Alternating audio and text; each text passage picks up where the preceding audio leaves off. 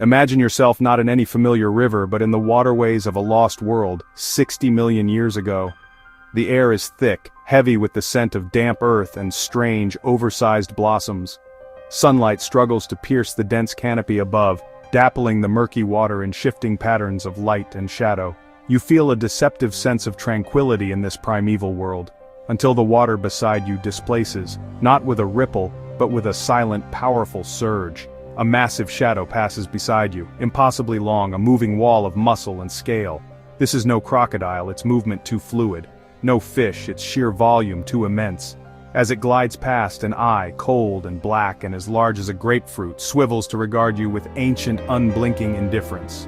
This is Titanoboa cerriginensis, the Titan boa from Cerrejón. At over 40 feet long and weighing more than a ton, it is, quite simply, the largest snake that has ever lived.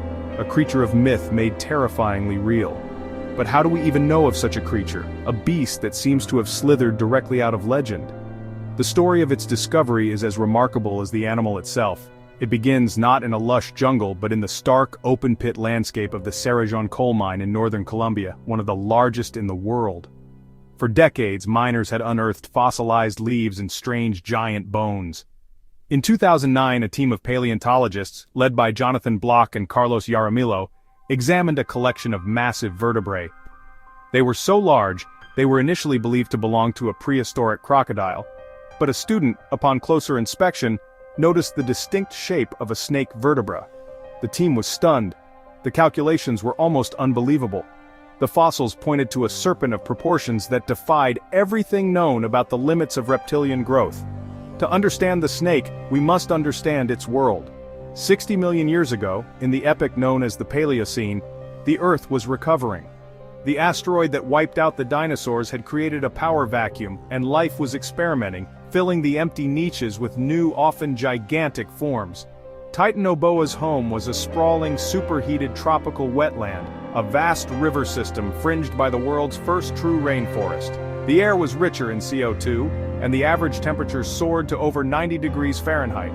This was a world of giants, where Titanoboa was not an anomaly, but the undisputed king.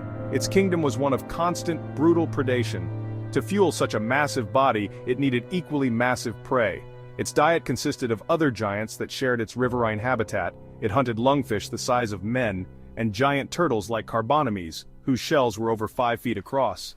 Its primary adversaries, however, were the colossal crocodilomorphs, ancient relatives of crocodiles that grew to over 20 feet long. The battles between these two apex predators would have been the stuff of nightmares, titanic struggles in the murky depths.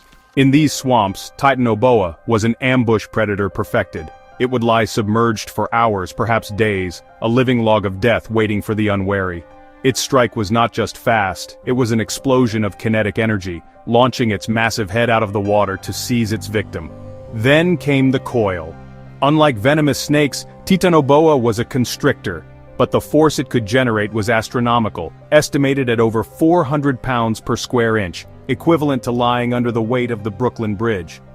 Death for its prey was not a slow suffocation, but a near instantaneous circulatory collapse as its heart failed under the immense pressure. Its jaws, lined with sharp backward-curving teeth, would then stretch impossibly wide, allowing it to swallow its colossal meals whole. Once in its grip, there was no escape. The reign of the Titan lasted for 10 million years. But what if it had never ended? What if, by some quirk of evolution, it had survived the planet's cooling? It would have utterly dominated the equatorial rainforests of South America, Africa, and Southeast Asia. Imagine the terror it would have posed to early humans. The great serpent myths of cultures worldwide, from Quetzalcoatl of the Aztecs to the Midgard serpent of the Norse, might have been rooted not in fantasy, but in fragmented ancestral memory of a real-life monster. It would have been worshipped as a terrifying god, a primal force of nature that demanded sacrifice and respect. In our modern world, its existence would be a global phenomenon.